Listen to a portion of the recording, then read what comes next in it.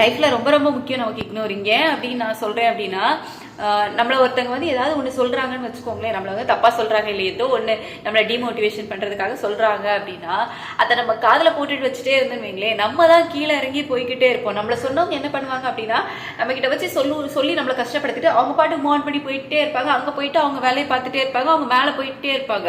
அவங்க சொன்னதை நினைச்சு நம்ம ஃபீல் பண்ணிட்டே உட்காந்துட்டு இருக்கும்போது நம்ம தான் அப்படி உட்காந்து கீழே இறங்குவோமே தவிர அவங்க மேலே ஏறி போய்கிட்டே தான் இருப்பாங்க. ஸோ தேவையில்லாத வார்த்தைகள் உங்களை பேசுறாங்களா, உங்களை கஷ்டப்படுத்துறாங்களா, அதுக்கு உங்களுக்கு சம்மதம் இல்லையா, அதை காதலே வாங்கிக்காதீங்க, கண்டுக்காதீங்க.